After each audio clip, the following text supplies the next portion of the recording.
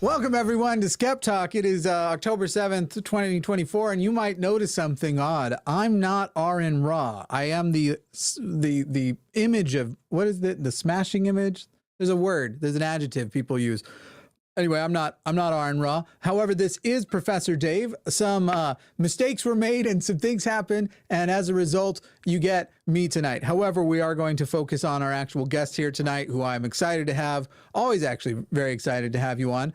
You are the flat earth, anti-flat earth gladiator is what I know you as. This is Professor Dave. How's it going, everybody? Glad to be here. Hell yeah. Hell yeah. We have a phone number, and I'm waiting for the banner because I can't. There it is, 720-619-2288. I knew that. 720-619-2288, or the web link in the description if you would like to call and challenge. And by the way, there's a guy who calls in from time to time. I'm trying to remember what his name is, but I'm not a flat earther. I am a globe skeptic. Mm-hmm. Yeah. Also known as a flat earther. Right. Exactly. And that's exactly what I've actually said. Every time he said, Nope, no, sir. You are a flat earther. You're welcome to call in.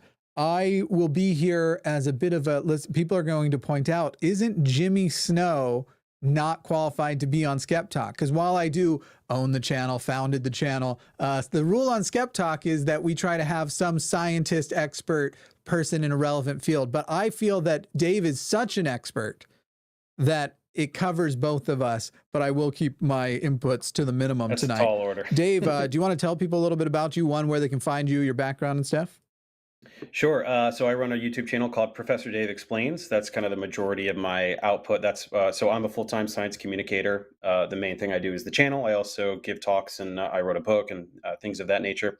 I studied chemistry, so that's my specialty, and anything sort of in the realm of molecules is definitely where I have the best insight. But since then, I've become a generalist.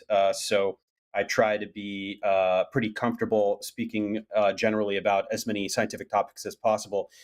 Certainly, the farther away you get from chemistry, the less deep my knowledge is. But as a devoted generalist, I try to make content on geology and ecology and physics and just very, very disparate areas, so that I can become conversant in as many things as possible, which does come in handy for a certain kind of science communication, because people call in, they want to talk about something, they're jumping around from topic to topic. And so, I like to be able to talk about as many things as possible.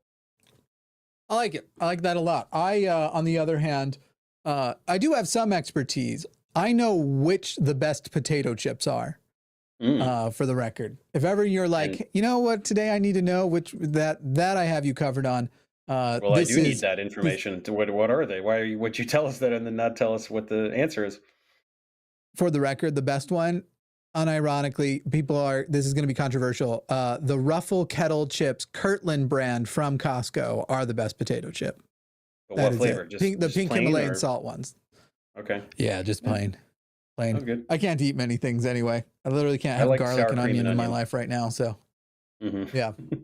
Yeah, I would love I would love all of those things. I'm just finishing getting my stuff up because I am pinch hitting a little bit last minute here.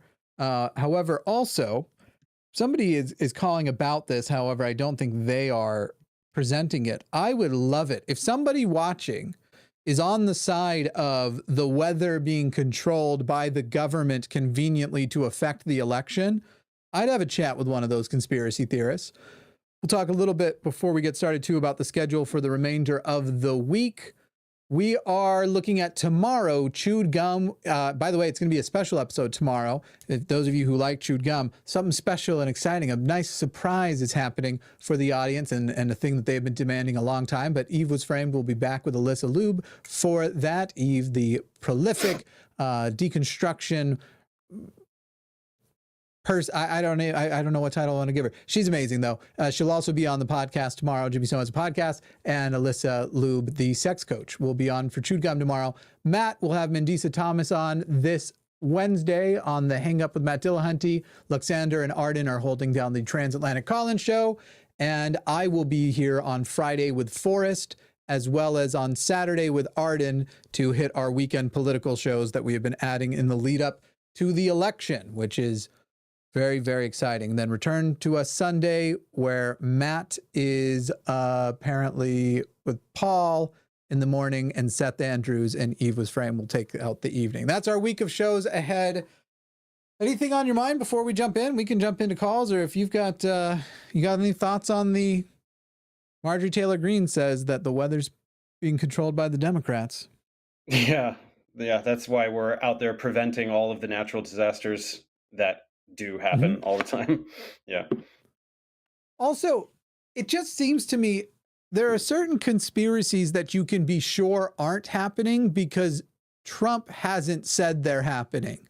Like Donald Trump definitely knows there aren't aliens, or he would have said. That guy could not have kept a secret like that with his presidential briefings and access. And he definitely knows they can't control the weather, or by now he would have, you know, listen, they are controlled. They're making these storms. No one's ever heard of it. A storm, and he did say that. A storm in October. No one's ever heard of it. It's been brand new to everybody here. And Stormy Daniels was probably behind it.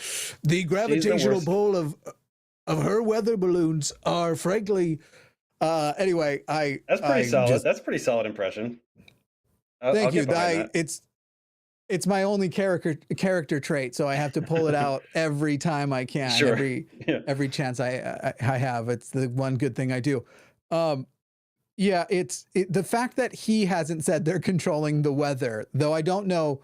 It's like he wants to stoke the conspiracy by saying, no one's ever heard of a storm in October. This is very out of season, even though it's the middle of the season.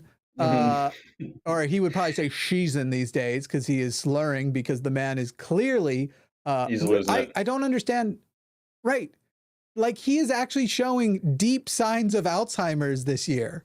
And we were allowed to say that about Biden, but no one's bringing it up with him. And by the way, you know what his parents had? You know what runs in his family? We're not saying anything, I guess. We're doing Trump Harris. Who do you think is going to win? I mean, it's interesting. Like, I went on the record when Biden was still, I in a video, I pretty explicitly said, let's face it, Trump is going to win. And then I got so much backlash. And then now that Harris is running, I'm obviously way less confident. I mean, it's probably 50-50, or I might be leaning slightly towards Harris if I had to guess.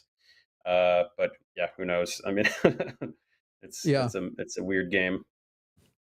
I feel like if everyone who says and registered to vote actually goes and votes, I mean, that's an easy prediction to say. The Democrats are going to win. But I feel like there's a sentiment and a desire. I think more people who could vote and usually would want her to. So it'll be a matter of if in the weeks leading up something discourages them. I think if the election was held certainly right after Harris became the nominee, she would sweep it. But it is so frustrating and so hard. He doesn't have quite the feverish momentum that he did in 2016. I don't know. I think some former Trump voters are maybe a little bit disillusioned, but he's still got still got the fan base. So nothing is set in stone. He's just seeming old and weak. All the wind out of his sails. People are leaving his rallies early. Like, listen, I've never liked Donald Trump, but I would have never said his rallies weren't big deals. Like, these are worrisome rallies. It makes me think of, what's that thing? It rhymes with Nuremberg. Anyway, it's weird shit. They're very active. They're very exciting. And now it's like he's up there just ranting about nothing. Because if I have to pick between a shark and a shark and a battery, I'll be electrocuted every time. I'm not getting in the water with those sharks. Anyway, why don't we jump into some calls? And I would love actually to see, this guy keeps calling in with this. I don't understand what his obsession is because he doesn't have a single fact for it. But let's talk to Steve in Nebraska, who believes that basically wants everyone to really understand if I remember him well, that simulation theory, not only does he think it's plausible, but believes we are in fact living in a simulation. Yeah. Hey, hi, Jimmy. Hi, Steve. Yeah. Hi, and Professor Dave. I was calling. I was calling in, as Jimmy noted, to discuss error detecting and error correction, binary, doubly, even linear block codes discovered within Adinkra-based geometric representations of supersymmetry algebra. And if this error correction code were to indeed exist within Planck-scale vibrating strings of bosons and their fermionic particles, would this mean we're living in the matrix? Now, Steve, could you present that to us again, but close your eyes and cover it with your hand and tell us it again? Because, Steve, I feel my impression of this question that you're asking is what it's been in the past, which is that you believe we live in a simulation. So you go and you find articles and studies that other people say point to living in a simulation. And then you call in and say, the proof is right there. And you present it in a way where you're reading it off of a paper, not that you actually understand the proof and side with it yourself. No, that's not correct. What I'm just calling about is this paper that was written by Sylvester, I think his name is Sylvester, I'm not mistaken, last name's Gates, Jim Gates. And about 10 years ago, there was an interesting article in a physics magazine, and maybe Professor Dave's heard of this. It's called The Power of Symbols, Adinkras. Are you familiar with that paper? I'm not. Okay, so he basically, and I'll just kind of talk a little bit more non-scientific lingo. He basically found error correction code in string theory, and I just want to know what you think of that. Error correction code in string theory? I don't know what that means.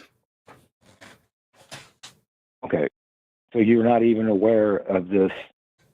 Okay. Are you aware of a proposed? Yeah. No, go ahead. Ask. Okay.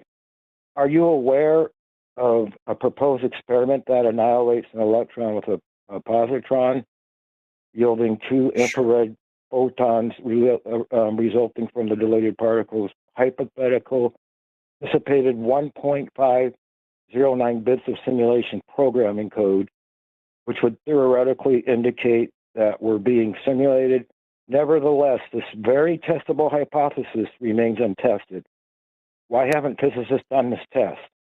What's going on? Okay, so I know that we collide particles in particle accelerators. Absolutely, we can certainly collide an electron and a positron in a particle accelerator. After that, I don't know what you're saying. What is the collision of an electron and a positron? After you're saying that some code emanated from this collision. I don't understand what that means. You want to clarify? Okay. So, hold on here. So this is based off a paper called Experimental Protocol. All right, Steve, put the paper down. Steve. Just so that we get somewhere useful. Steve, so we get somewhere useful. Clearly, you are calling with something you familiarized yourself with. So let's do this in conversational form. We don't need you to read things that, as you read it, it doesn't seem like you actually understand it. Tell us what you are understanding happened in the paper, because already you just claimed that we've never collided positrons and electrons. And I don't know what you think we're doing over at CERN, and I don't know what you think was done at Stanford, because that's literally happening all the time. Of course we've done that, but we've never taken the precise measurements of a positron and electron to see if they produce two 50-micron infrared photons. We've never actually done that precise of a measurement. If we're in a simulation, we would have two gamma rays with these accompanying photons. If we're not, then we would just have the gamma rays produced. Okay, so we obviously certainly do measure what occurs when there's a collision in a particle accelerator. That is exactly the purpose of particle accelerator experiments. So we assess right? There's a quantitative amount of energy that arises from that collision, and then we detect what kind of particles arise within that, within that, whatever you want to call it, in the collision. So yes, we certainly do that, and certainly photons can emanate from that.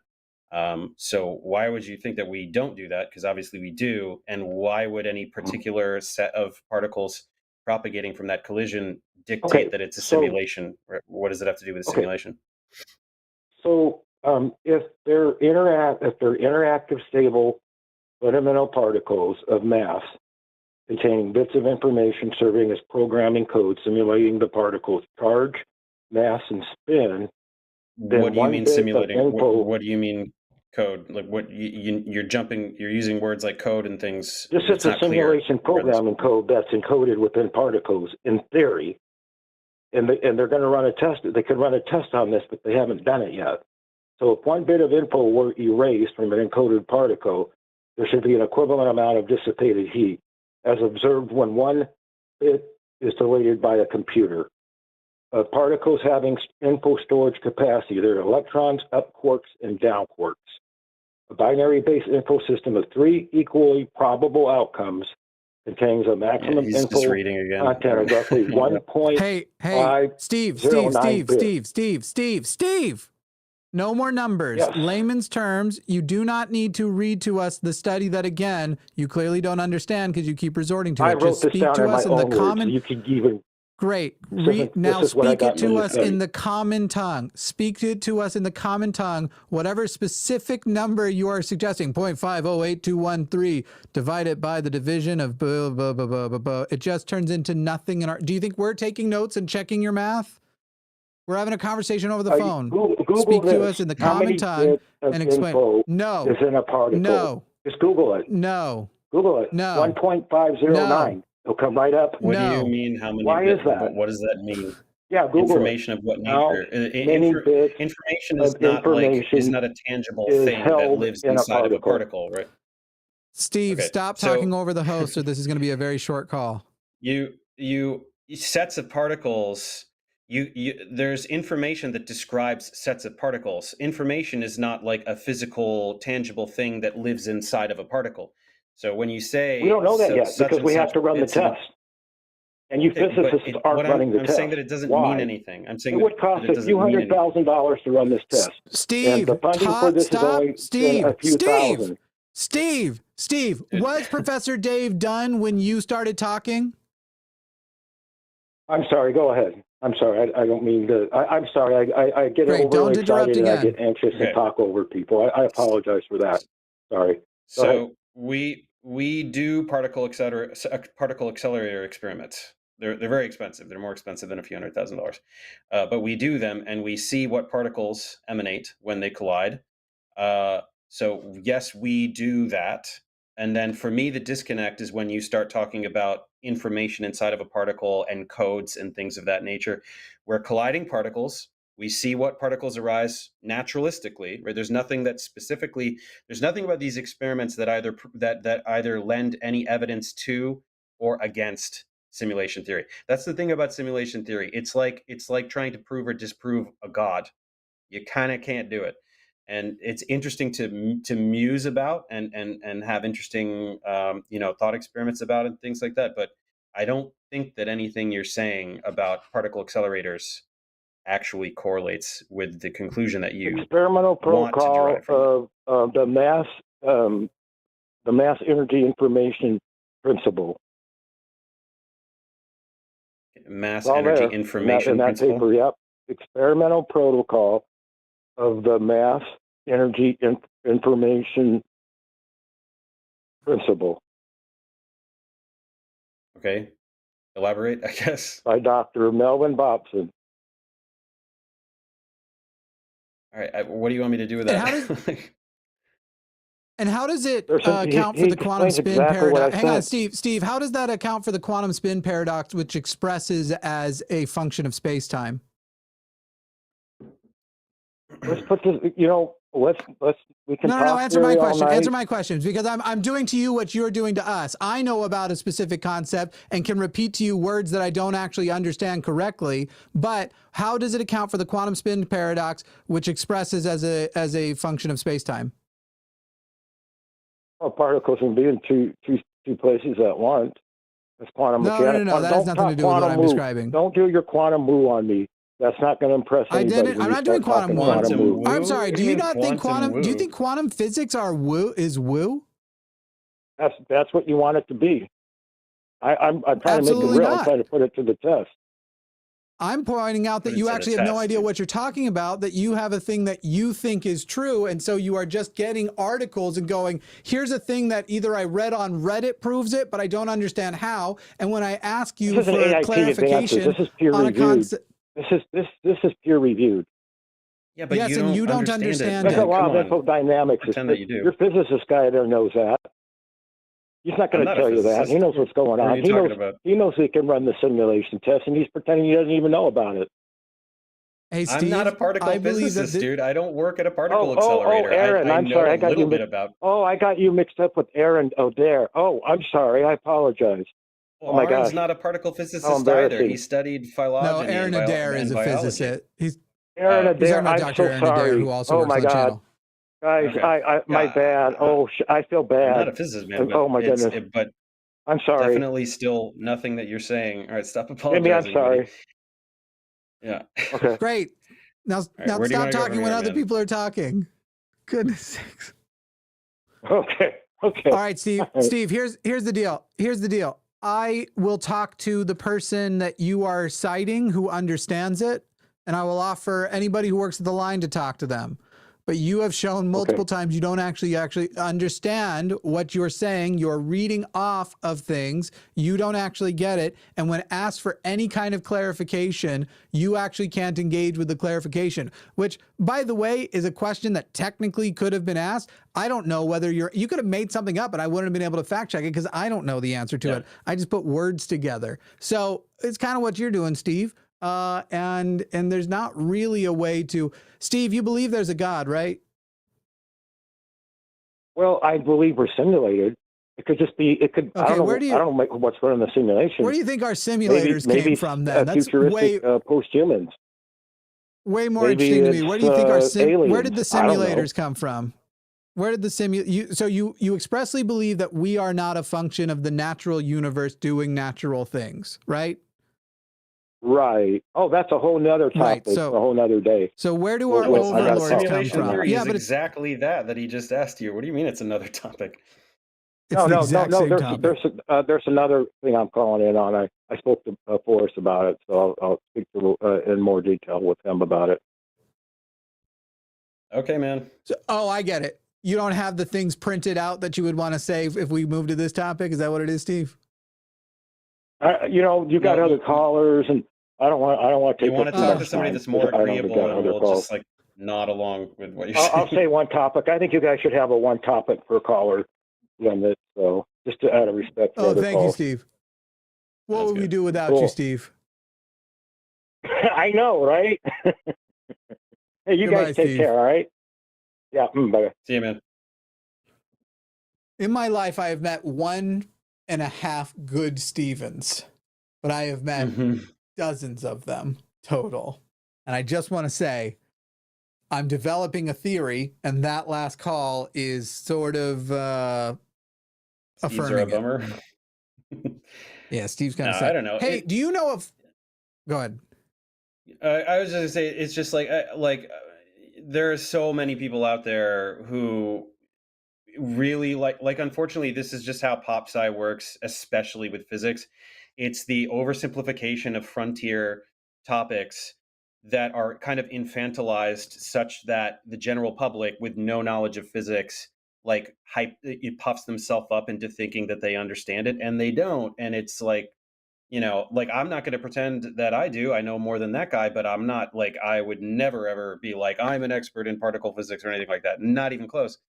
But I know what a lot of those words mean. And when he started saying Planck, Planck scale bosons, it's bosons are not Planck. What are you talking? Planck scale is 10 to the minus 42. you're talking about particles we're talking about 20 orders of magnitude difference. Like, these are just words to you, but to physicists, they really, really mean things. So I don't know. If you're watching right now and you have a flat earther, we'll call them friend, but we know that you've moved on from that term in your head a long time ago. Send them the show and tell them to call in and embarrass an atheist and a scientist who don't accept their hypothesis of the flat earth. And let's put it to the test. I'm going to throw it out on Threads because I find that is actually the easiest place to find dummies in the short term. If I put it on Twitter, which I don't even have anymore, but if I put it on Twitter, it takes them like a week from now that tweet will take off. And we need people now. Yeah. I've never even been on Threads. I'm just maxed out on social media. I have a very low threshold. I can't do it. It's much better than Twitter. It eats your brain a lot less than Twitter does. Twitter. For those who are joining who are very confused. Go on. Sorry. I got banned from Twitter, so I'm just gonna stay away from it. Yeah. What'd you do? Call Elon Musk cisgender? I was relentlessly battling Zionist propagandists for many months, and they didn't like it. Hell yeah. Yeah. Oh man, I like you even more. Fuck those people. Yeah. For those just joining who are wondering what's happening, the things happen, and I'm pinch hitting for Aron. But don't you worry, I will know my place in this. 720-619-2288. We'd love to talk to people. If you think that you have a good reason to believe in God, the flat Earth, you don't believe in magic in a young girl's heart. No, actually, I don't believe that. Don't call in on that. If you do believe in magic in a young girl's heart, you can call in and defend that, not the other way around. Otherwise, we're going to keep moving on. We're going to talk to Noah in Pennsylvania. Noah, you're on the line with Professor Dave and Jimmy Snow. Oh, I thought you were. Hang on. Now you are. Noah, Hello. you're on the line. Hello. Howdy. Yeah. Hi. How are you guys tonight? Hi. Good. How are you doing? Ichi. Oh, not too bad. Just dealing with conspiracies online that are driving me absolutely up a wall. Mm-hmm. Such as? Well, for one thing, we got this hurricane, Hurricane Milton, that's supposed to hit Florida, I think, on Wednesday. And it intensified like incredibly fast to Category 5 overnight. And well, there's people that think it's the government trying to. I don't know if they think that they're trying to like take over. I heard one that they're trying to get people to sell their properties so they could open up a lithium mine. And it's just, I was just like, what do you even say to that? I mean, there's so many ways to go with that. I mean, first of all, is there an abundance of lithium in Florida? I don't know. I bet not, but maybe. Oh, that was from Helene. I'm sorry, the lithium mine one was from Helene that hit in Tennessee, and I actually checked. It was posited that they had the largest lithium deposits, and I actually checked that it's not true. It's in Nevada, just in the United States. Mm-hmm. And then worldwide, I think it was Argentina or something like that. Yeah. No, there's very, very specific places that are abundant in lithium. So that's like very surface level, instantly Googleable. No. The next level, just on like basic economics, it's like it's devastating to the economy when natural disasters ravage a region. Right? It's very costly to repair and rebuild, and so that would definitely offset like whatever financial gain they're pretending. But number 3, and most importantly, and it's the hardest one because it's from a scientific standpoint, you can't do that. You can't control the weather like that, right? It's a very, very chaotic system of trillions and quadrillions and quintillions of particles that are obeying pressure gradients. Yeah. Like, I'd like for any of them to tell me specifically, concretely, mechanistically, how you can control the weather or a storm or anything like that. I would love for them to try to explain that to me because it's ridiculous. It's insane. And we have cloud seeding is a real thing, but like it's you're talking about marginal increases in precipitation over a long period of time. You can't seed a cloud. I think it's silver iodide they use. You can't seed a cloud with silver iodide and then trigger an apocalyptic flooding event. Like it doesn't work like that. To use seeding to break. You can't turn it into a tornado or something, right? Yeah.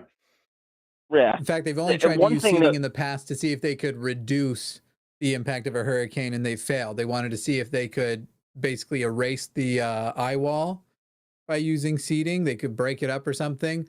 And I believe it just resulted in the eye wall shifting. Mm-hmm. You can't do much. It was something like that. How many atomic bombs of energy is in a hurricane, and they think we're just like dropping AA batteries into it? Well, it's funny because Trump said I don't know. I know it's crazy. Specifically. Was it Trump that said to do that, to nuke the hurricane? Yes. He one time said that we should throw a nuclear weapon onto a hurricane. Yeah, the guy's not bright. I don't know. But the thing with all these things, it's like, I mean, apart from ascribing some kind of omnipotence, like insane power to a governing body, it's like none of that science can possibly be done in a vacuum, right? People think that entire fields of science can be done behind closed doors. It's the world. There's many if bodies in the world. There's not one like global entity that can censor scientific research or discourage scientific research. Like if it's possible to influence weather, people would be doing that all over the world. And yeah, maybe a government would like hide one invention or like one innovation or one thing, but the whole field of affecting the weather, you can't hide that. If it's something that's physically possible, people around the world are working on it in one capacity or another, you know? So. And the thing that kills me about it is the thing that we are actually doing that affects the weather, they call it a hoax. Right. Like climate change is a hoax. I tell people over and over, a warmer ocean water is longer in the year. That's, There's something strangely odd about that I hadn't thought about until this, that they will say over the weekend we can form a hurricane, but over I guess it'd just be tens of years, but a couple hundred years, we can't have affected the climate. It's pretty by up to 1 or 2 degrees. Well, and another thing, another thing we do that people don't. So there's this thing. It's called we call it corn. I'm a storm chaser. We call it corn sweat. And basically, corn, if you like per acre of corn, it releases like thousands of gallons of water into the atmosphere. But you're not going to have a whole field of just corn without human intervention, without agriculture. That can actually make it can increase humidity up to like 30 or 40% just by having cornfields. But they call it it's a big hoax. It's a big fake thing, but they're using HAARP to create hurricanes. Right. Yeah. Any other conspiracy you wanted some guidance on rebutting or anything before we move on? I had mentioned one to Professor Dave a while back. Back when they fired up the Large Hadron Collider, there was talk about, it's supposed to open this this portal to hell or whatever. But anyway, it coincided with a really nasty hailstorm out on the plains. And when you get big hailstorms, you get green skies, or you get goofy colorations of the skies because of the light refraction. And they were saying because the sky was turning green because of the Large Hadron Collider. Yeah. How? Why? Absurd. Right. I mean, exactly. The thing that, and people talk about, they're gonna make a black hole that's gonna swallow up the Earth and everything, and like the thing is that it is not impossible to create a microscopic black hole. I'm not sure that we've ever done it. We may have, actually. I'm not even sure.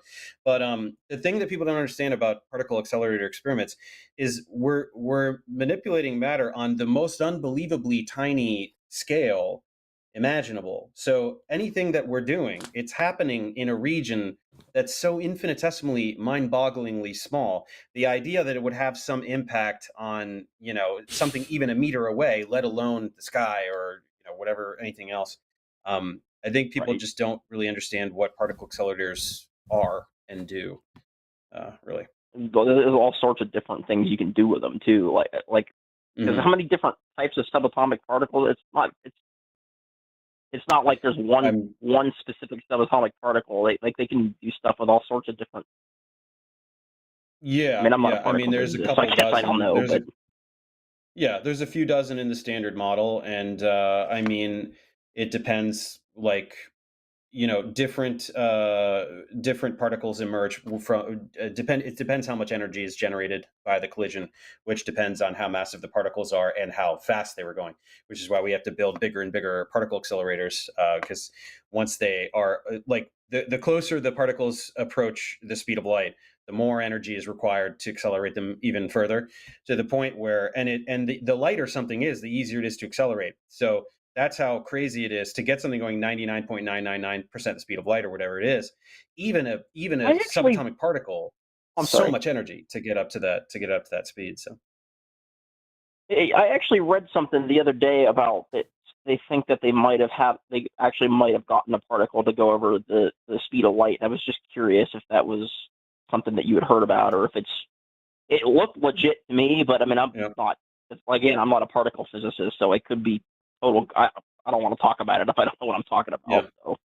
I hadn't heard of that. I would say that no, probably not. The thing is that it requires infinite energy to accelerate any massive object to the speed of light, and we cannot do that. So we don't have access to infinite energy. So I would That's why say we can't probably not go beyond the event horizon and whatnot too, because of the speed of light. Right. But, yeah. There's all these mathematical absurdities involving infinities when you approach the speed of light. Yeah. So. Mm-hmm. So yeah, that's all I have. Or, I just I had a remark for. Oh, I'm sorry. No, you're good. We're gonna move on. But yeah. Thanks. You go ahead and wrap up. You're good. Yeah. I just Professor Dave. I watched your debate with David Weiss, and to me, it's confirmation that the guy doesn't believe the Earth is flat himself, because at one point in the debate, you mentioned at one point, you asked him in the debate at one point, well, how long does it take the Earth to go around the sun? And he answered without even hesitating, oh, it takes a year. That's proof right there that he knows that is. Anyway, I mean, I appreciate everything you guys do. Yeah, you can be charitable and say that he was answering, in the context of the globe model or whatever. But no, he's a scammer, and it's proven by what's going on. I'm actually making a video on this right now. There's the final experiment. A guy is paying for flat earthers to go to Antarctica and see the 24-hour sun, and all of them are on the record saying, we got to go to Antarctica. That's how we're going to debunk the globe. We got to go. And then this guy is offering to pay for them to go, and one by one, they're all just like, no, I'm not going. I can't go. You're a demon, blah, blah. So every flat earther that's making that excuse knows that they're wrong. And Weiss is one of them. So that's it. Yeah. I actually work at an aerospace manufacturer, and I have people that I work with that make parts that go up into space, and they are flat earthers. It's like, I don't understand how you can work in the aerospace industry and think that. I really don't. That's bananas. And I kind of don't believe that they really are. So, yeah. Yeah. Anyway, I appreciate you guys. And I'll talk to you guys later. Yep. Bye. Thanks a lot. 720-619-2288. 720-619-2288. Give us a call if you are. Oh, the name tag. He's also screening calls right now. But we'll jump on there. I knew it. I knew it was gonna be. There's a person who's been banned from the show who keeps trying to call in and pretend he's somebody else, and that's a thing that's going on right now.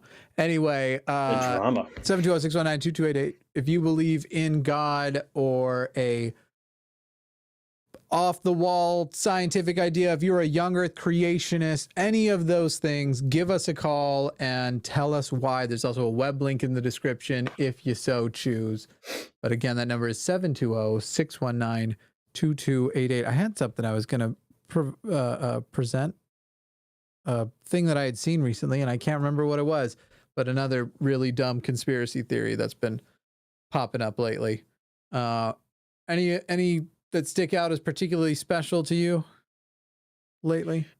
No, I mean, I'm all over the map with I obviously did flat earth, and then I've been focusing a lot on like creationism and intelligent design. I mean, I guess the wackiest thing, I've gotten a lot of traction debunking Joe Rogan guests. And I had a really viral Terrence Howard video. So I've been dealing with like the Terrence Howard stuff, which is, that's the kookiest, dumbest stuff.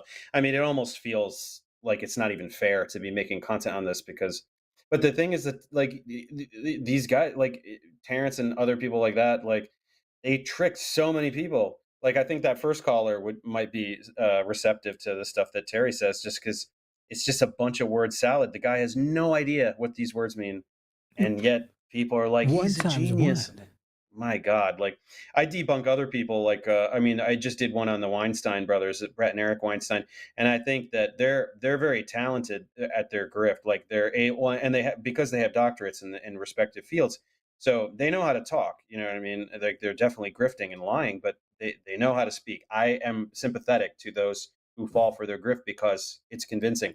Then on the other side, Terry, it's like, I'm sorry, if you don't know that he's an idiot in 10 seconds, I don't know what to tell you. Like, it's very disparate, very disparate.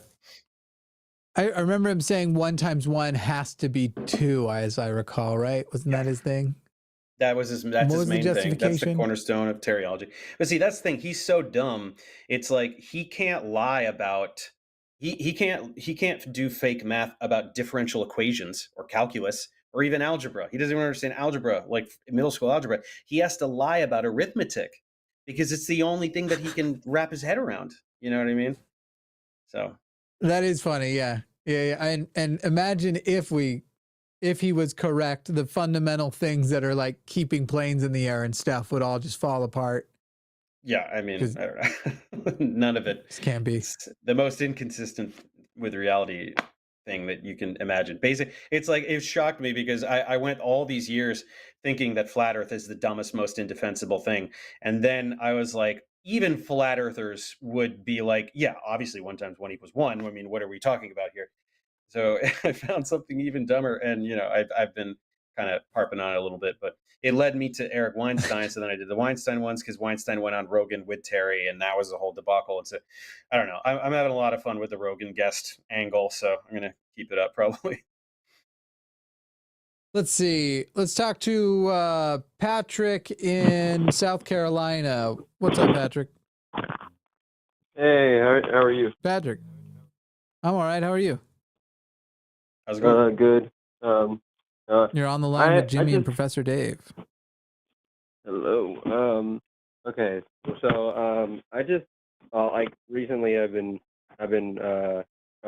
reading through the Bible for the first time. So I've gotten to the Joseph story, and like with the 7-year famine, I did like some research and stuff like that, and I found like this rock that they say that people wrote on it saying it was a famine, 7-year famine, and but I haven't found any geological evidence for a 7-year famine, and so I'm just wondering if I'm missing something, or if it just there's just none. Like, I don't know. I mean, famines are a thing that happen.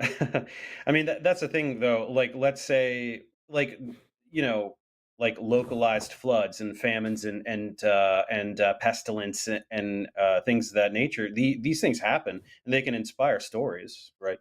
I think that it's totally okay to imagine that that biblical mythology maybe takes events that have occurred and then incorporates them into stories, into myths, or builds around them.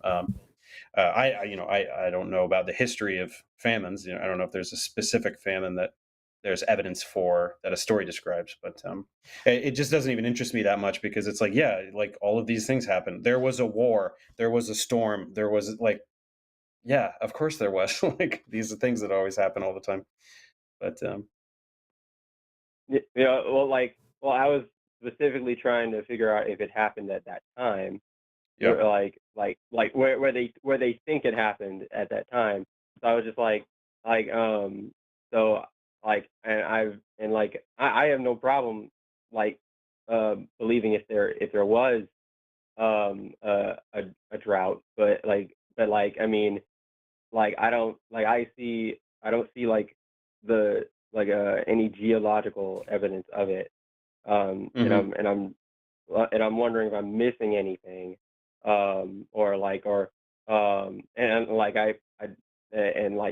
usually droughts are usually easy to find evidence of. So, Yeah, so I mean, I I'm, know. I'm Yeah, I know that scientists are able to discern such things, and then historians find it interesting to compare, right, what happened on a geological timeline with like what they were writing about and talking about at the time. But yeah, I'm not a Bible scholar. I don't know like specific events in there. okay. Well, yeah, that's kind of all I was trying to like figure out if like if I was just missing something or like because I try to at least try to give a like try to like see if like give the benefit of the doubt a little bit, like to see if um like maybe I'm wrong or maybe I'm missing something. So, hmm But why are you so fixated on this particular event? Whether the event happened as described in the story, would that somehow change your theological outlook or affect your worldview in any significant way? Because I'm just having a hard time seeing why anyone would care that much, really. I mean, like it wouldn't really change a lot. I'm just like this is the first time I've read through the Bible, so I want to I'm trying to like just like research things and see if like what I think about them and and if they're true and like like I don't have a problem with them being like with that being true. I just want to hmm know if there's any like if there is like what kind of evidence do we have of these things or if we don't and Right, so right. then is Yeah. because like I don't, for example, I don't believe in the worldwide flood, but hmm and so and but like that's very different. But Yeah. but like for Joseph's story, it would be like it would just be like let's just say if the famine wasn't didn't actually happen, then then what does that leave Joseph in the story? It's just he's kind of like, well, what is he predicting at that point? hmm Well, so that's Like and so uh, yeah, I mean, the story is a story, right? A famine is a yeah, thing that may or may yeah, not have happened, and then a story is definitely just a story. So we can rest assured yeah. about that. As far as the specific event, I don't have any more knowledge than you do. I mean, I would just put in as many keywords as possible into a Google search, and then see if that led me to what that led me to. If it led to any primary scientific literature, obviously that would be what you would want to look at first. But yeah, that's about it. But also, Patrick, Okay. you need to, as you're reading through the stuff and you're assessing things, keep in mind what definitive evidence do you have that one, Joseph existed at all? And I'll tell you the answer is none. I don't believe that there's any verifiable historical figure before King David. But then not only well, where was I going to take that? We also don't know for sure, like so much of the book with prophecies in it was written after the prophecies had come to pass, quote unquote. So people are writing after. This is crazy common with like a bunch of the New Testament stuff where it's like, all right, so now here I am 100 years later, going to say that 100 years ago, so-and-so predicted such and such was going to happen in 50 years.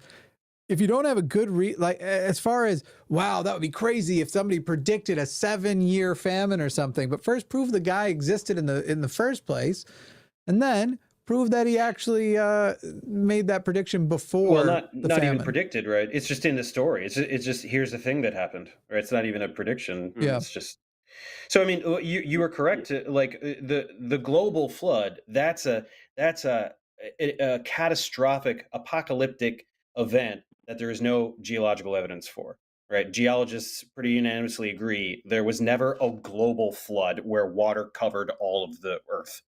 That Mm. so that's something that we can work with. Famines are things that happen, right? So it Yeah. wouldn't be a stretch to say that a famine in a story is based on a famine that occurred. But that's where I can't go Mm. any further than that. I don't have sophisticated knowledge of the history of that region or anything like that. But yeah, that's where I keep asking, like, it wouldn't be remarkable either way, whether it did or did not happen. The famine being described in the story, it is not remarkable, right? What would be remarkable is all the divine stuff in the story, which there's no evidence for, right? So there may be evidence for that famine. I don't know. Yeah, go look for it. I guess I don't know. Yeah, Even if the famine has evidence, though, there's also plenty of stuff in the Bible that is claimed to have happened that we now have enough evidence definitively didn't happen. The Exodus is definitely a made-up story. Correct. The history of the Jews doesn't make any sense for the Jews to even be in the area at that time. No, We know roughly what was going on at that time. We know that Egypt wasn't built by slaves.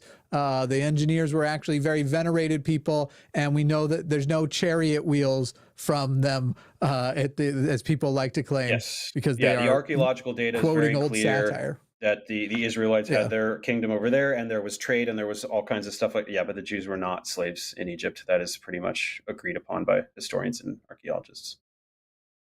So to me, it's kind of like, I already have enough for sure is wrong. Why do I need to sit there and go, okay, but man, what if I can't debunk this 7-year famine? Yeah, well, especially, that's trivial in comparison to these more personal events, right? Yeah. It's very trivial. Like I totally agree. And when I was looking for try to look for information about like if that was true, the famine. Like I was thinking first of all, is Joseph even real? Did he actually even exist? And I tried to look for that, and there was I didn't really it was kind of weird. It seemed like some areas I could find something, and some I couldn't. Hey, Patrick, it's all very, very interesting. Whatever thing you've gone through, we are going to go ahead and move on though. But we appreciate the call and stuff. If you have a definitive question or something you want to call in on another time, if you're hitting some sort of challenge and stuff, definitely. But we're just getting a little monologue-y. We're not much of an open mic show. I appreciate it though, Patrick. Thanks, man. Okay, bye. Thanks, bud. It's my way of trying to politely be rude. Next. Years and I've not perfected it yet. Yeah. But it's like, I'm not much of a historian. I make world history content now, with the help of an expert, a writer. And I've had a lot of fun learning about it. But it's true that there are all these mythological figures, and historians have a very good sense of either this person, there's no evidence that this person existed, or there's a ton of evidence that this person existed. And there are even some where they're not super clear. Like this might be this person that existed. That this description may match this historical figure. But yeah, there's people doing science about this all the time, and it's a whole fascinating field.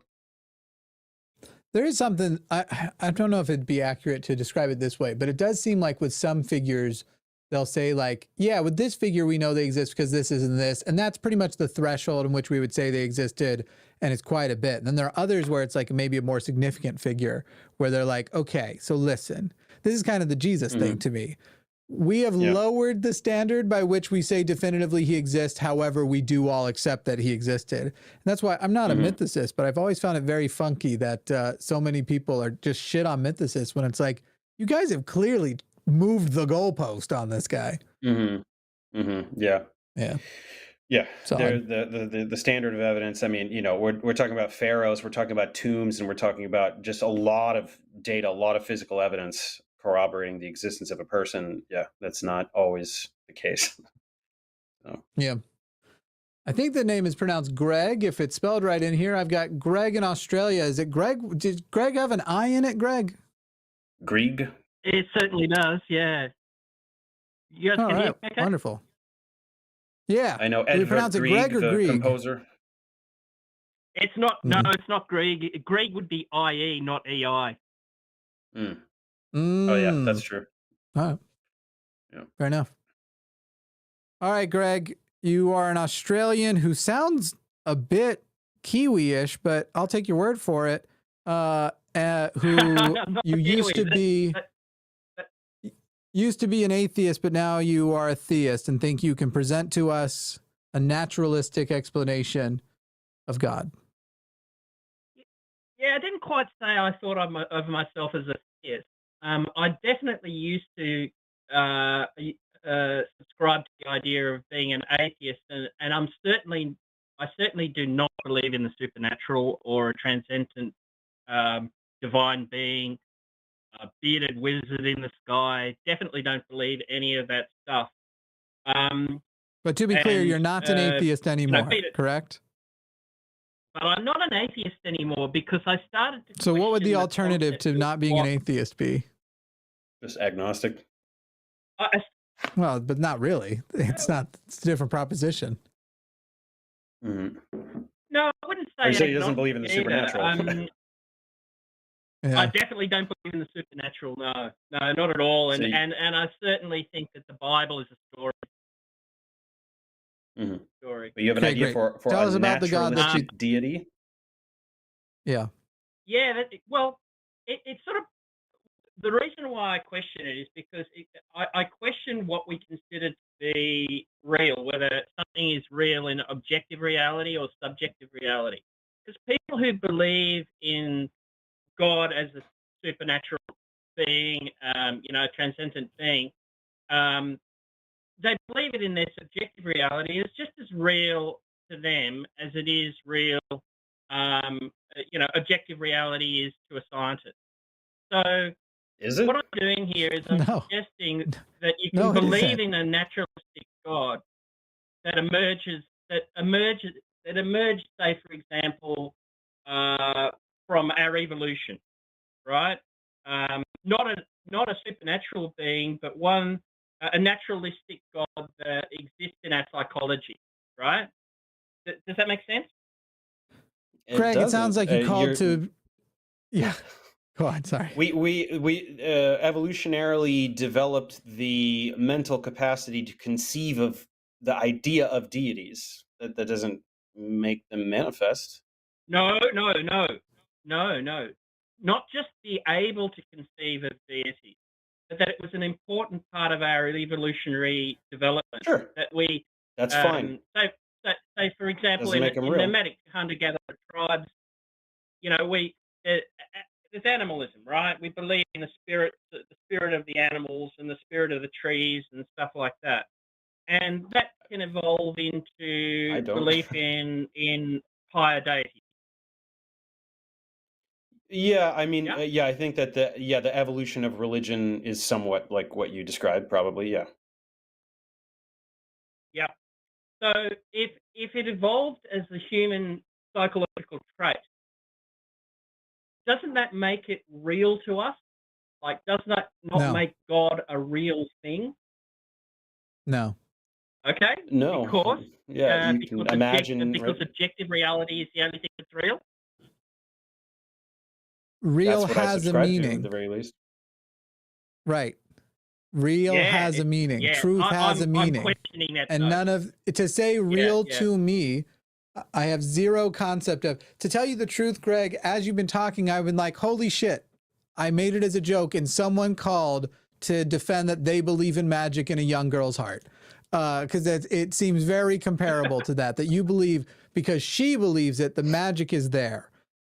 You're not an atheist, but you don't believe in anything supernatural, but you believe that because we have conceptualized them into our subjective consciousness, that they are real to some people, which would mean that lots of things which are not real, we would suddenly categorize as real, making the term pointless. It's sort of like how the word literally now has the definition, alternative definition of figuratively in the dictionary. It's like it destroyed itself, and you are destroying the term real by saying that which is real, objective, verifiable, repeatable, these things that are real contains the you imaginary. Are destroying the definition.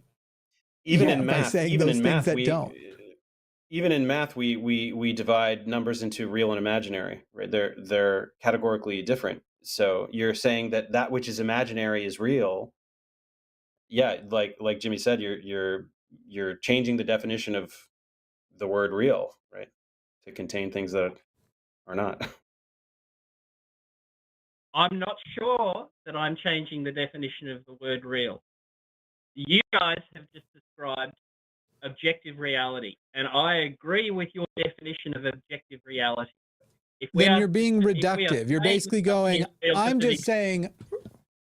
I'm saying real in this sense where I'm just going to say God is real with a much more limited thing, as opposed to like, just say the full sentence and don't be confusing and stop trying to make theists feel more included in reality, because it's not that big deal, because in a way it's real to you. You can say stories of God are real because the stories are, those are tangible in some way. They exist in some way in physical reality, but the God itself is not real. Again, anybody, this could mean that anybody with whether it's a religious belief or just a mere delusion, a person who has a delusional schizophrenia, they're seeing things that aren't there, but to them it's real.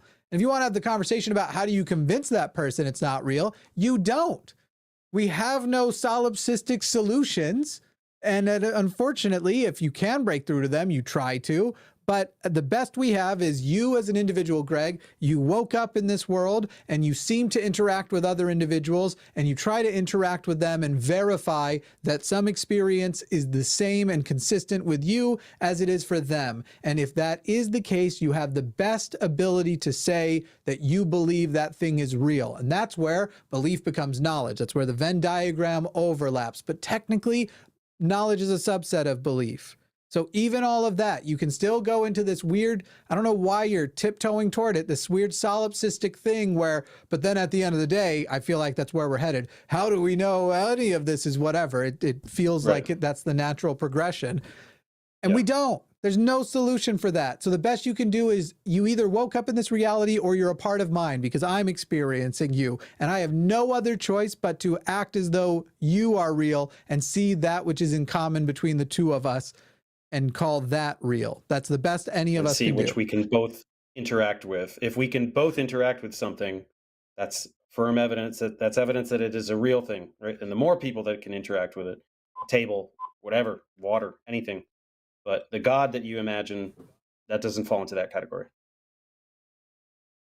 Well, the God that I imagine is not the supernatural God that you normally talk to people about.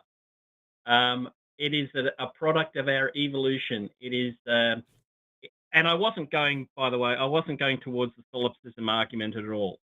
All I was really here just to felt like that. Suggest is a discussion. No, I know it sounds like it, but that's not where I was going. I was really. How's your God materialized? Does it exist yet, external to Homo sapien minds in any way? No, not at all. That's not exactly that's not what I'm saying at all. What I'm saying is, do you believe in any other type of? You're defining reality. Greg. You're defining reality. I'm just gonna. Greg, stop. I've done a million of these shows. Yeah.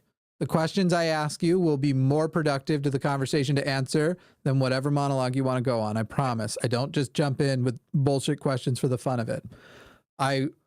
You have said that you're not an atheist. We're going to now have to identify whether or not you're not an atheist because, like real, you have redefined that phrase, or you actually believe in an external God to just concepts, one that is real by the common definition of real.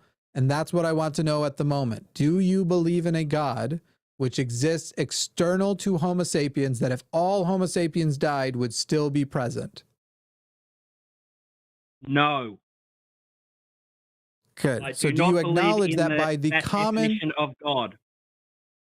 Do you agree that by the common definition of atheist, a person who lacks a belief in a God or gods, meaning as in a belief in its real existence, that by the common definition, you would meet that definition? However, I won't force you to take on any label you don't want to take. That's your prerogative. But by the common definition, you would at least qualify. The way you just defined atheism, I would define myself as an atheist, because I definitely do not believe in that, extant, transcendent, supernatural God. Great. I definitely do not believe in that. Great. The question I have then that I think is probably the final question for this God thing that you are, unless Dave has more for you, that you are defending. Let's say you convinced atheists at large and channels like this one and Dave and everyone to start interacting with the term God and real the way that you did, which, by the way, would turn a lot of philosophy and science upside down. But let's say that that happened. One, would it be worth turning science and philosophy upside down? And then two, what utility would we get out of doing such a similar equivocation as you are here? Okay. I'm not sure I agree with you that it would turn things upside down.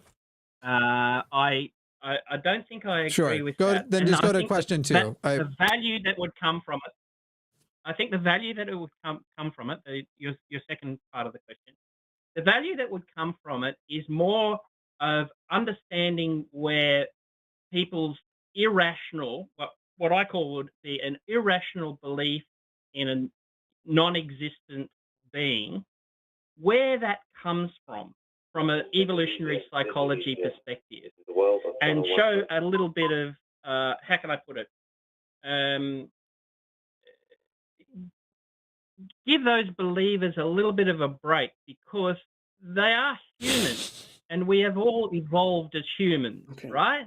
You're not making an argument for the existence of a God. You're just explaining why humans believe in God. No, I'm not. That's very different.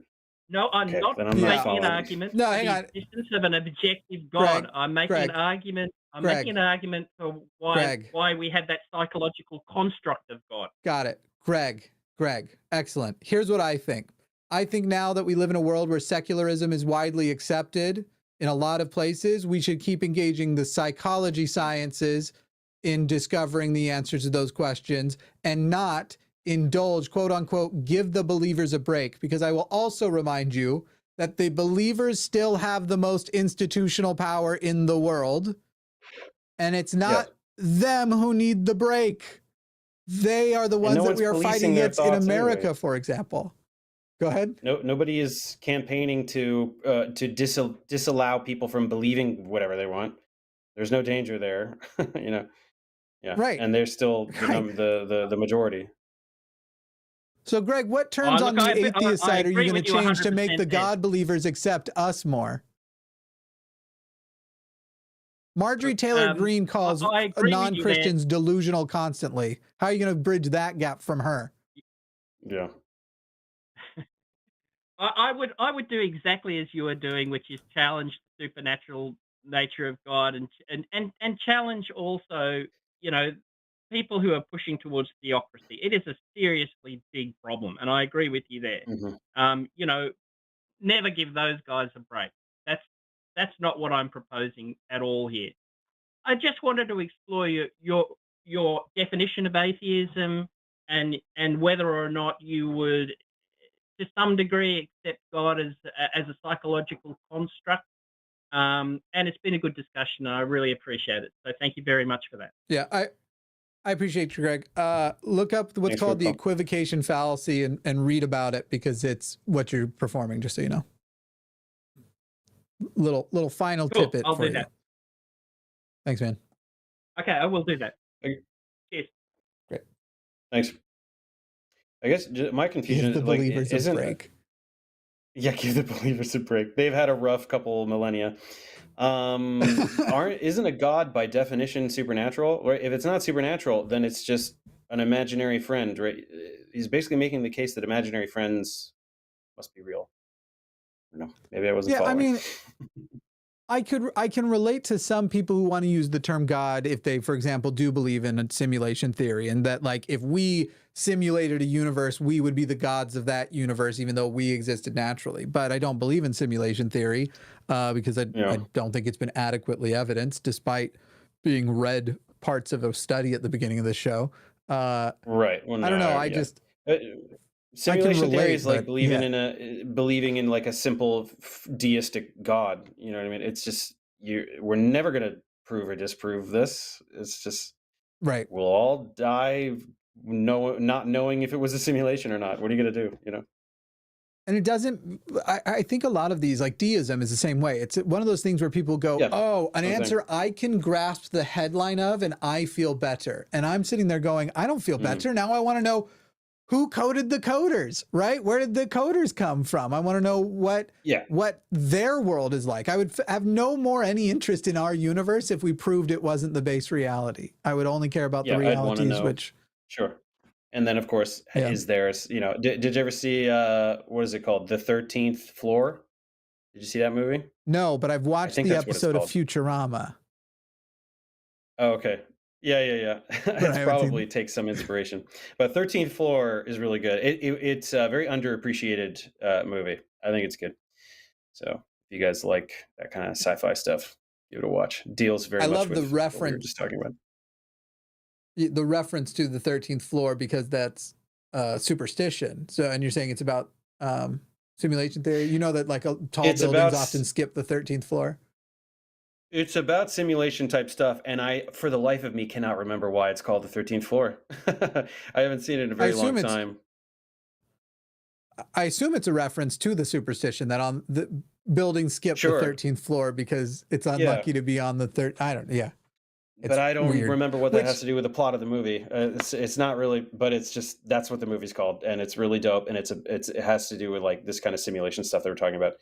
So it's give it a watch. How does the 13th thing make sense? Skipping the floor doesn't literally make it the 14th floor. It's so just dumb. Gives it it's still the 13th floor. It's just called a different number. Ghosts can't count. They only knew it was the 13th floor because the tag's all over the place. That's how. That's true. Idiots. That's true. Whereas I feel like if I saw that button on a panel, it would just annoy me. Like, what goes on that floor? It still exists. It must. If we have enough time, we will get to the other couple of callers. We are weird. And honestly, I don't think we nailed it. I think maybe we were a mistake, but we're here. What are you going to do about it? Mm-hmm. This will be interesting. Natalie in Illinois, you are on the line with Professor Dave and to a lesser extent, Jimmy Snow. Hey, how's it going? Just fine. How are you, Natalie? Pretty good. I'm happy to have a chat. It was actually pretty cool. Yeah. I'll have you know at the beginning of the call, just in case certain things I say make it seem like it's not true. I do generally like pagans. However, you might not necessarily feel that during the call. Well, I have to say, I'm not sure if pagan is even the right descriptor for me. I don't know if you're familiar with panpsychism or Spinoza's God. I feel like that's more perhaps in line with my ideas. Sure. What was the first term? Spinoza's God I'm familiar with. What was the first one? Panpsychism. Panpsychism, yeah, okay. And it's this idea that all things on Earth or in the universe more or less have some form of mind. I mean, it doesn't have to equate to like our idea of like a brain or consciousness or mind, but they have some form of it, and to some degree. Okay. So you believe rocks have consciousness? Yeah. I don't know where to go from. Yeah, you believe rocks, that every atom is either, do you believe everything's bonded by a single mind or that every atom has its own mind? I think that everything's bonded by a single mind. I mean, following with like Spinoza's God, who's just like a 17th century philosopher, I do believe the idea of like what we attribute to like God is nature, and that includes everything. And that's like one substance. I mean, and that can be proven by science. We're all made out of the same atoms and the same molecules to begin with. I mean, science can call it atoms and molecules, but what's the difference between calling it a God? You know, or making that like spiritual definitions, whether one equivocates or not, but call anything, I guess. If everything's God, what isn't? Right. Then the word doesn't mean anything anymore. So what is this substance, right? The problem here is that you're trying to make it physical. So what is the substance? What is the nature of the substance? What's the composition of the substance? Where is the evidence of the substance existing? I mean, the evidence of the substance is kind of goes along with like what Descartes says, like his famous line is like, I think and therefore I am. You know, the substance is here. I mean, you are something, right? So Yeah, I I'm cells, which are made of molecules, which are made of atoms. right, But and so am I. I'm looking for And what you're so talking is about. the rock. Yes, but okay. So here's the problem that I have with panpsychism in general. There's Mm. nothing to indicate that consciousness or mind or whatever you're describing is not strictly a chemical phenomenon. So we have consciousness because of brain anatomy and physiology and the cellular complexity, the way neurons work, etc. And rocks don't have that.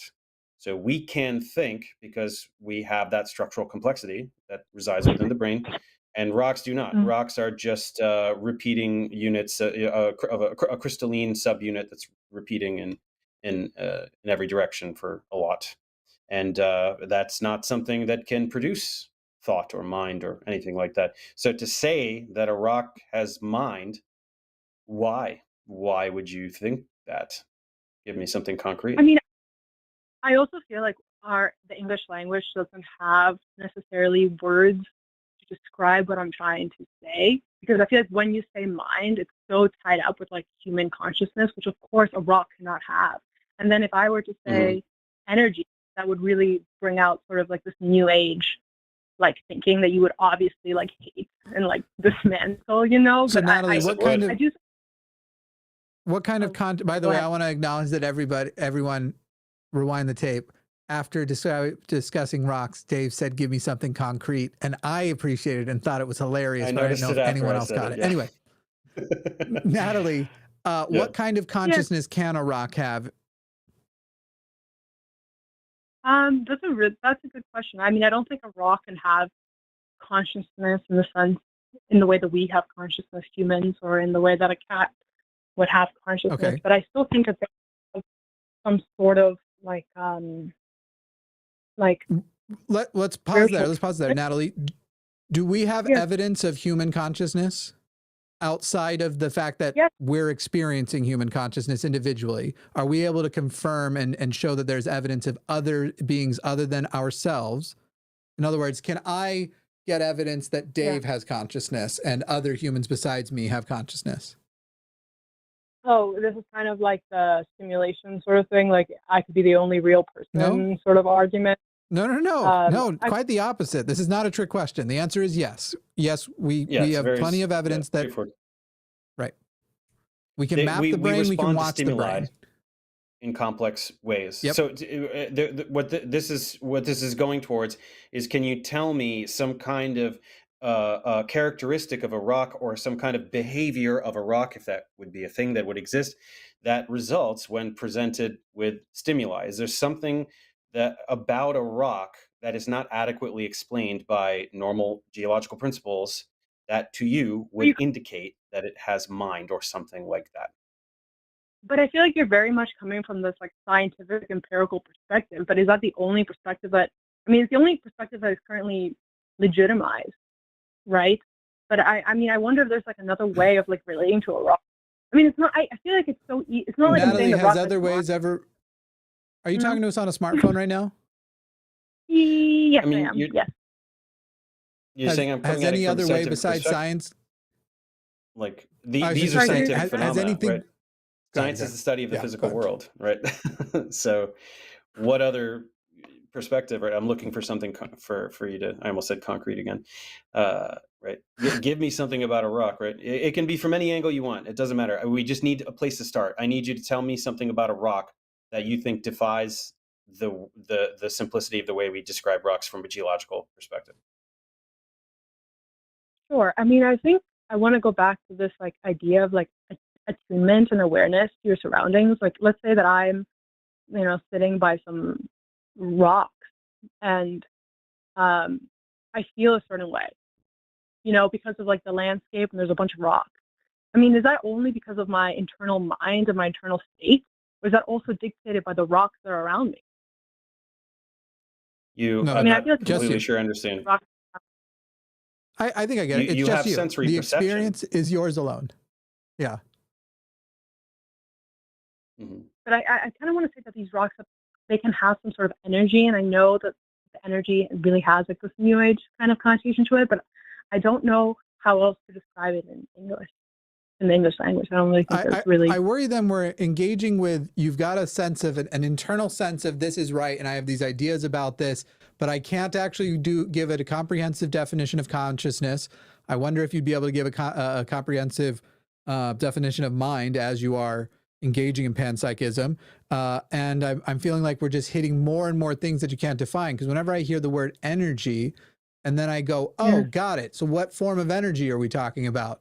And then they go, no, I'm not talking about that. I'm saying that when I feel an emotional response to that thing I'm feeling that isn't literally just energy, it's actually chemical firings and neurons, and that we can tell you what's happening in your brain and in your body, what physiologically is happening. And to just say, we don't wave a wand and just say, and that's just energy. But people associate that, and they want to give that a singular word and feel very special by giving it a sort of magical sense, when again, we have no reason to believe it's anything other than physiological.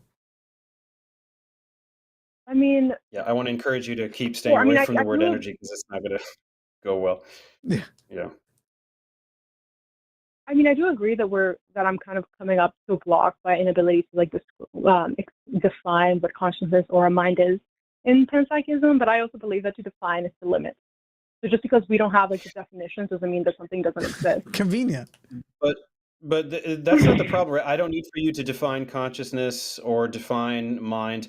I'm talking about the rock, right? You think that there's some characteristic that you want to ascribe to the rock, and I'm asking why. It sounds to me like you just like the idea that the rock is conscious, or whatever word you want to use here. I'm asking you for something about the rock.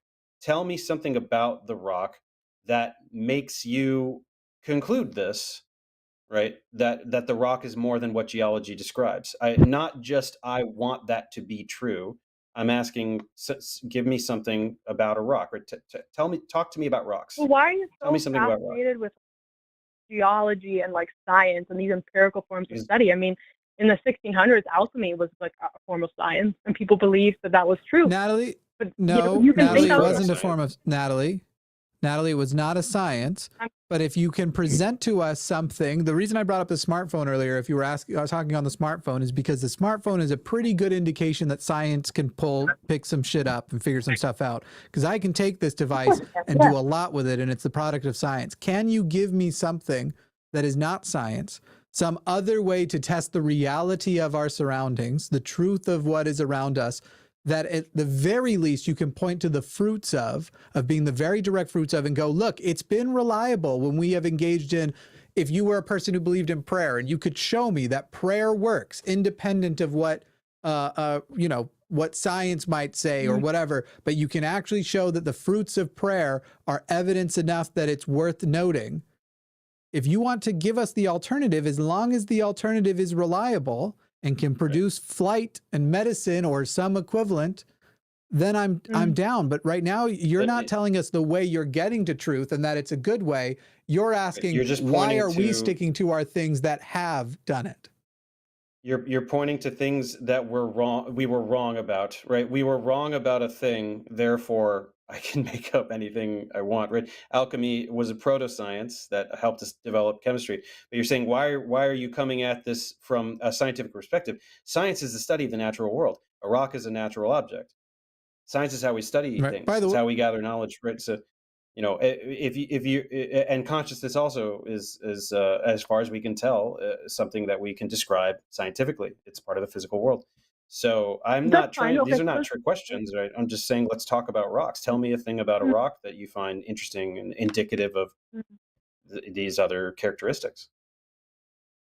So if we go back to the science thing, I mean, like, the second thermodynamic law is that no energy can be created nor destroyed, right? And we believe that, then everything must have the same energy. Maybe it's not a form of maybe it's not an ability to think in the human way, but it is some form of shared energy, and that's tied with the science today. Okay, all that means you're conflating.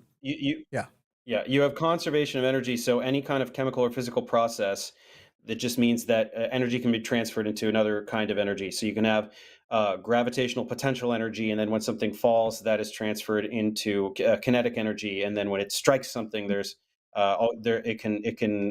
mechanical energy if it warps the shape of the thing that it struck or something. Energy is being maintaining the same quantity is being transferred into other types of energy. That in no way describes any kind of shared energy, or we are all of one energy, or any kind of other esoteric mystical connotation that you want to paint on it. That's not what that law says. Also, to something I should have said a moment ago too, Natalie, in a single word, I'll ask you as a question, those things that you were saying we were wrong about in the past, what did we use to find out we were wrong about them? One word, starts with S. You've said it a bunch. More observations, more experiments. Science. So your contention was people who believed in science believed certain things before, like Isaac Newton and his dumb alchemy beliefs. Sure. Yeah. And we found out that they were wrong, not because the energies just told us, man. We found out they were wrong because we did more science. And so even the presentation of, hey, we were wrong about all these things, so why are you still doing science? Because the examples you just gave, we used science to find out we were wrong about in the first place. Yeah. And hey, look, you're not wrong. Like you're correct that our knowledge was not total in the past, and it's not total now.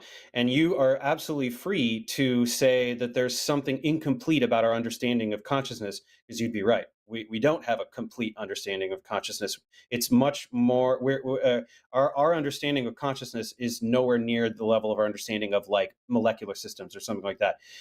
But if you are going to say something about, hey, there's this aspect of consciousness we're not understanding, I think that there's this other thing, right? I need you to tell me some reasoning that you're using to arrive at that, because in absence of that, it just sounds like I like that and I want it to be true, right?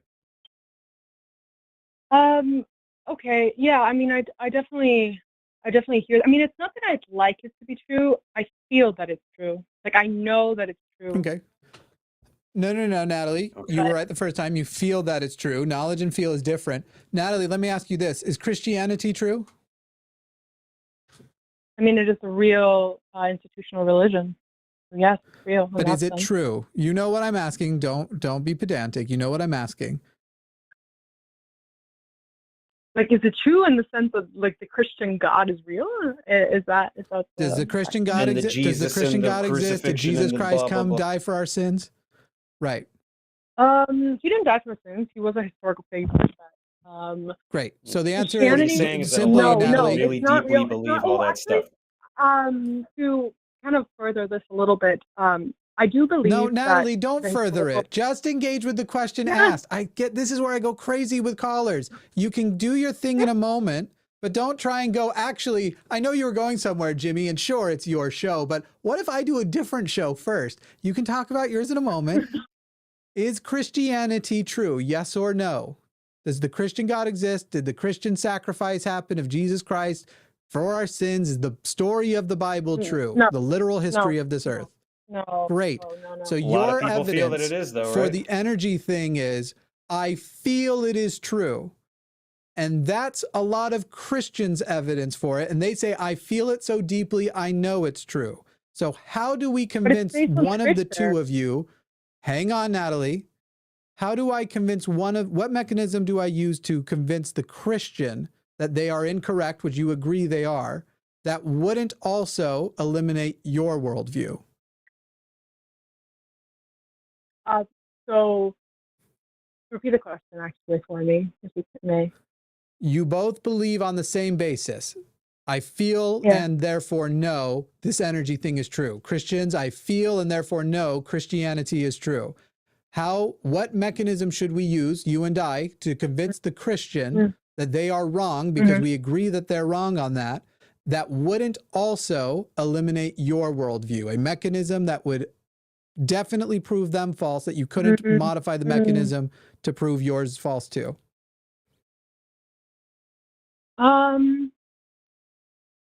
I mean, for me, I think it's the idea of their God, their idea of God being this all-knowing, controlling, and also moralistic figure.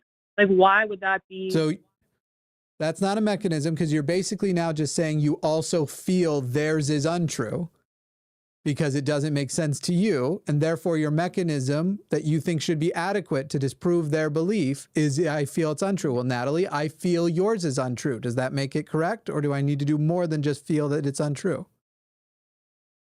I think you do make a good point. I think that feeling is not enough to corroborate my ideas on this. I mean, I think that is a good point.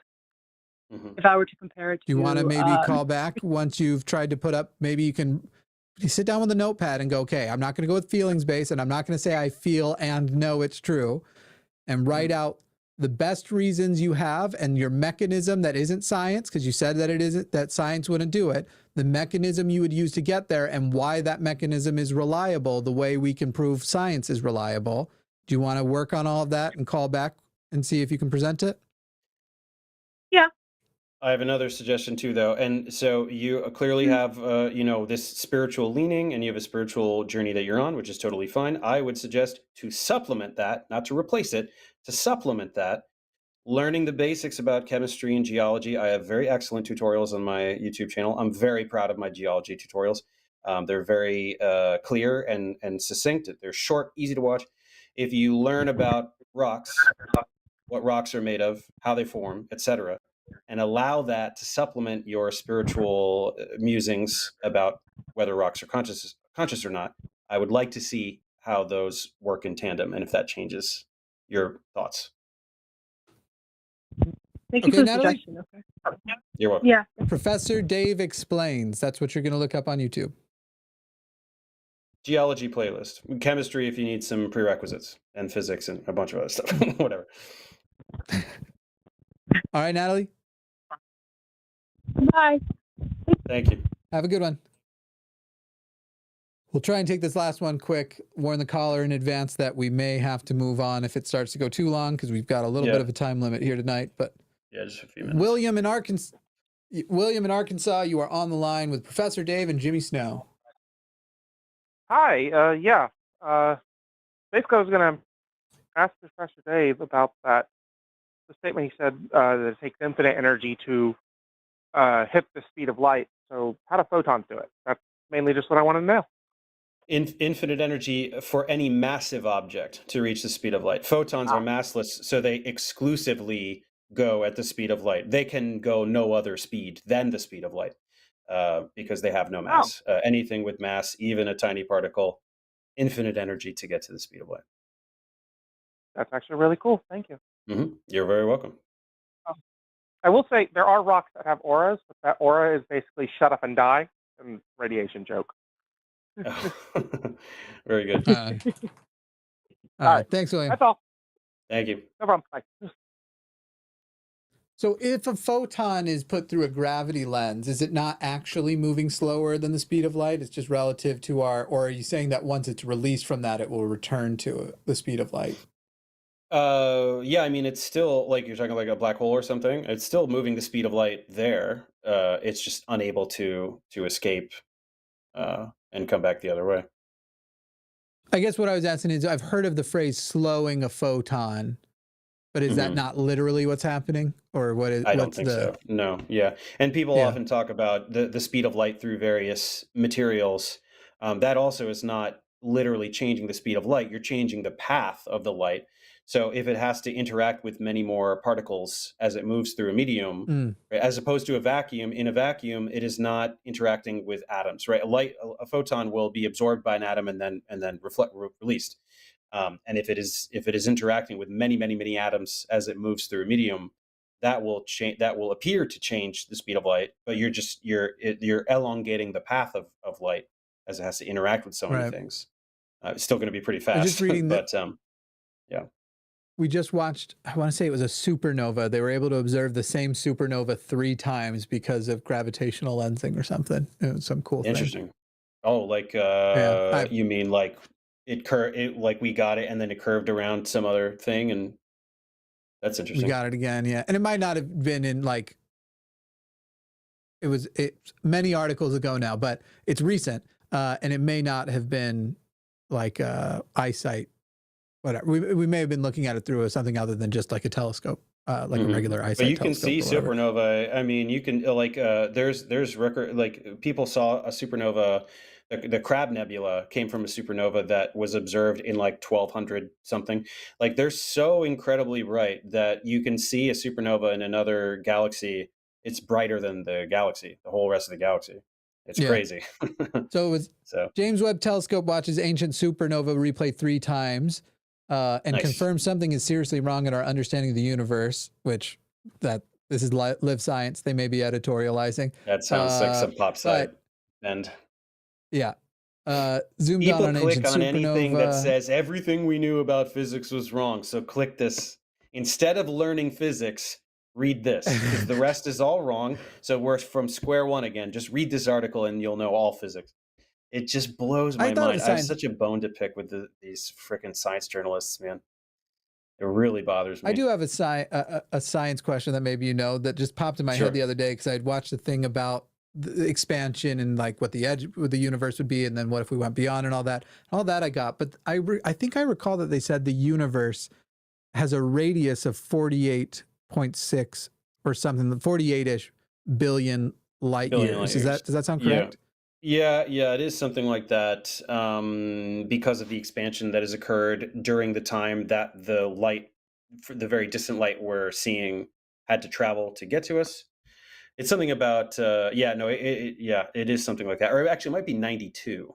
Or no, sorry, that's the diameter. I think that's the diameter, yeah. So I guess so it would be 46 in my head, I degrees. need somebody to draw on a whiteboard and explain to me then how it can have a larger diameter than the age of the universe times 2.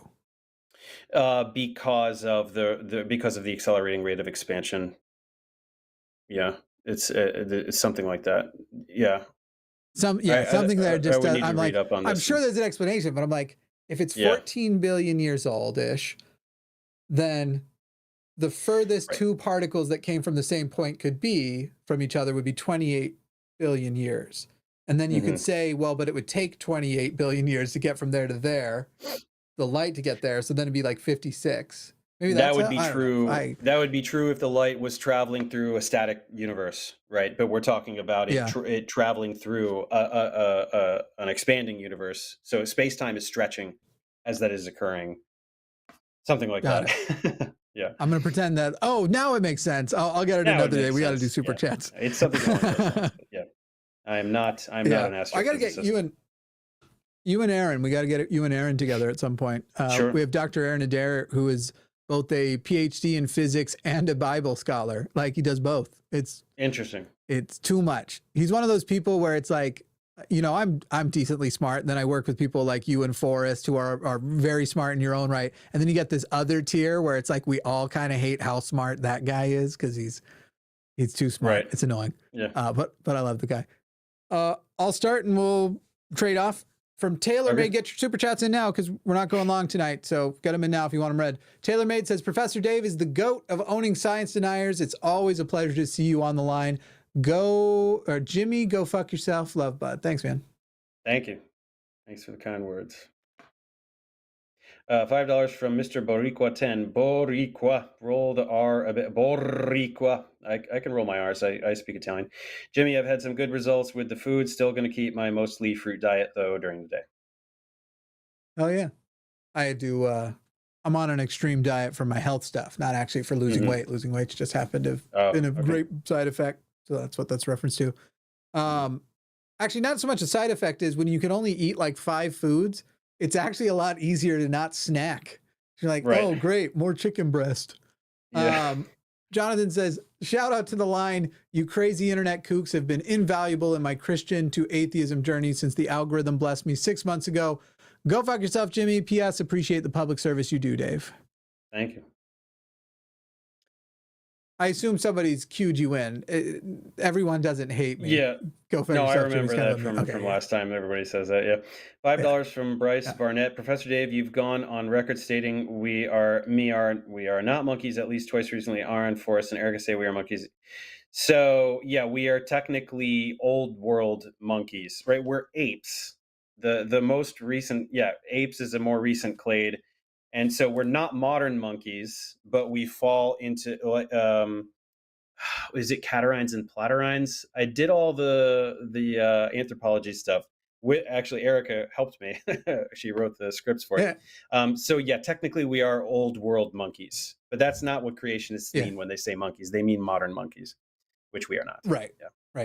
Right. It's one of those things that I've also been a pedantic asshole, mostly to atheists about, because I, for the longest time, was like, no, we did not come from monkeys. And then you get corrected by atheists who would say it too, and almost too confidently. And so then you end up having this go back and forth. And then I found out from Aron, and then went and looked into other stuff and was like, oh, turns out we are. But yeah, like you're saying, a monkey, a New World monkey never gave birth and suddenly it was a human. Right. That's and certainly not modern monkeys. Right. It's an ancestral species. Yeah. Hybrid Neo says, big fan of Professor Dave. I must say the chelicerates and anthropod videos are, one more time? Chelicerates and arthropod. Chelicerates and arthropod. I know arthropod, damn it. Did I say anthropod? Are arthropods. Yep. Videos I'm doing zoology tutorials. Oh, nice. But they make me uncomfortable, hoping for a pseudoscience tier list video in a similar format to Tier Zoo. Absolutely. And to piggy, don't feel so bad. The chelicerate in particular. So I have a spider phobia, and in particular, tarantulas make me have panic attacks. And so I was dreading getting to the chelicerate ones.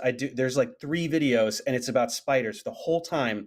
And there were moments where I had to call my wife in and go, okay, I Googled tarantula, blah, blah, blah. I need you to sit here. I'm going to describe to you verbally what I need. I need you to look and find the one and download it, because I can look at this for 2 seconds and then I'm going to pass out from anxiety. Interesting. So I was Is this a genetic trait or is it a learned thing? Do you know? I don't know. I don't think anyone else in my family has it, but I'm terrified of tarantulas.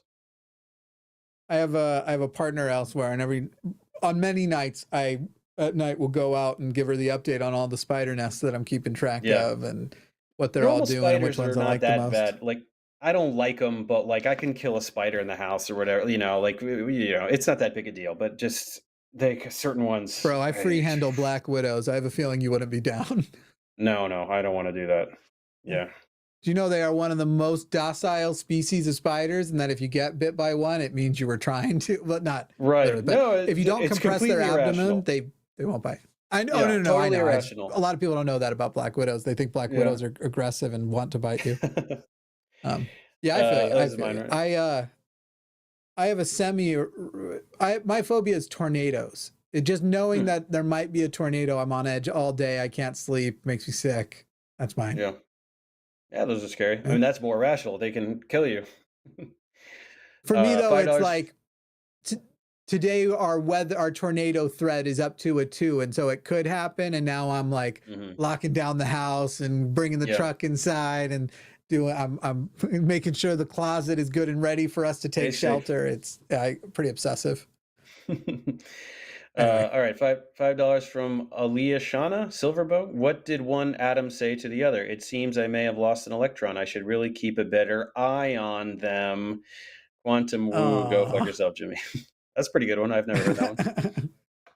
I've never heard quantum. Don't bring me your quantum woo when you were actually trying to say quantum physics stuff before. Dude, that's how you communicate in an instant that you have no clue what you're talking about. Quantum. I mean, there's quantum woo, but he was pretending that quantum physics is woo. Was quantum woo, right. Yeah. As Deepak Chopra taught us about quantum physics, anything can happen anytime for any reason. That's from Futurama. Anyway. That's great. Jamnik says, you can't trust atoms. They make up everything. That I've heard, of course. Cringy. Yeah. Although they don't make up everything, but yeah, most things. $5 from Monkey at Typewriter. 16 sodium atoms walk into a bar. The bartender sees this and says, Batman. Also, did you hear about the dyslexic guy who walked into a bar? Nah. Into a bra. Tab? Huh? The dyslexic guy who walked into a bra. Oh, walked into a bra. Okay, sorry. So are those two separate jokes? I thought it was telling me to read Batman in reverse. Okay, I get it.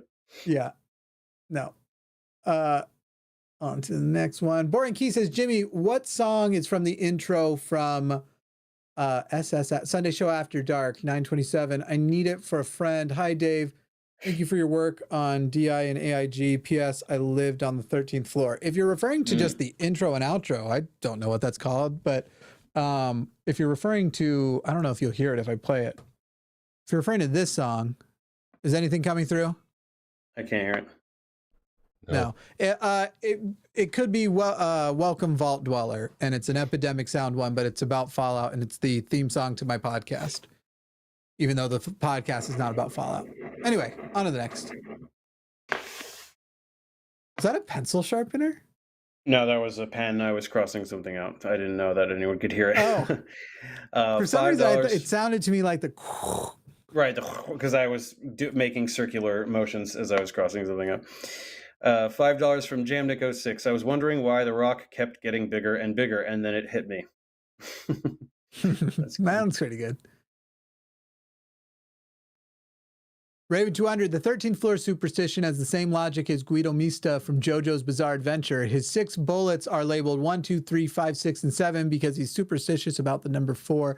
Jimmy, go fight Giorno Giovanna. It's some anime stuff. I knew a few, and he thinks I now know all of them in the past. But I love you, Raven. Arsenic 1987, great to see you on the line, Dave. Please come back more often. If Jimmy would fuck off so Aron gets space, go fuck yourself, Jimmy. You nailed it with the algorithm. Hey, everyone is always next in my autoplay. Much love. Yeah, hey, everyone. It's like, it just kind of happened where I was like, what do I say to start? Like, Mark Maron has, hey, folks. And I maybe would have used that if he hadn't been using it. So I was like, what am I going to, hey, everyone. Yeah, I started all my debunks that way. I start all mine the same way, except for I don't do it on air. But Dave has now witnessed it right before every episode of anything I do. The last thing I say before we go live is, let's make this piece of shit. Anyway, moving on. Now you all know. Now everyone in the audience knows. I don't really feel like it's a piece of shit, probably. Monkey at a Typewriter says, wait, so that matter in my brain makes a mind. That's part of a mind. That's also contains my mind. Falls over drooling. I see the all thinky. Well done. You are now part of the great brain in the sky. I'm a giant brain. 5 from Jamnick06. I'm reading a book about anti-gravity. It's impossible to put down. Very nice. Is Jamnick, are you Forrest? It seems like you might just be Forrest. Jamnick says the photons didn't pack suitcases for their trip. They're just traveling light. No, I know they're not, Markin. Good one. I like that one. Another from Jamnick. You matter unless you multiply yourself by the speed of light, then you energy. Speed of light squared. Hilarious. Oh. Love Dave's, this is JR Flip 500. Love Dave's content. Would love to see a show with him and Forrest if possible. I imagine something like that will happen in the future. I think you're going to see Dave back with some, now that we've broken his, other than Orange Cherry, you'll see him here back with some other people too. Always down. Yeah, I haven't ever interacted with Forrest, but everybody's, I hear so many great things about him. Yeah. Oh man, he's the best. Was this you or me? I forgot to do the last one. Is it me? Yeah, go ahead. Yep, sure. All right. Well, like Matt says, hi, Dave. How well do you learn / retain the subject matter that you present outside of your wheelhouse and the debunkings and debates? Yeah, I would say that I learn it pretty well because I've been a generalist for a long time. I generally have a pretty reasonable comprehension of the new material that I encounter. However, the retention is a different matter. I mean, the retention is probably 10%. You know what I mean? It probably would be higher if I wasn't constantly working on new content and I spent any time like going over older content to actively try and retain more of it. And I think one day I will do that. One day I might go back through all my old content and take notes and like try to retain more. But I'd say comprehension pretty high, retention pretty low. So. Definitely taken a lot of college classes in the past where there's just some magical moment where you finish the final and you take the one step outside the door and then it's all gone. You just let it go. Yeah. A couple of weeks later. Yeah. It's rough. Yeah. I'm being hyperbolic. Monkey at a typewriter says physics seems to break down a lot if it needs all these quantum mechanics. If only they bolted parts on rather than just glue on. Thanks, Dave. Go fuck yourself, Jimmy. Very nice. That's it. Awesome. Well, Dave, thank you so much. And thanks for rolling with the chaos at the beginning of the show. If you want to remind people one more time where to find you, and then we will call it a night. Professor Dave Explains on YouTube. Hell yeah. Bye, everybody. Cool. Oh, we got to do this thing. These people are at patreon.com/calltheline. They're our top patrons. This music is much louder than I remembered it being, but it probably is just in my ears. Oh, that was very nice of you, Morgan. Thank you. Go to patreon.com/calltheline. New episodes of the Lines patron podcast, Live on the Line, will be, I think, this week. Everything's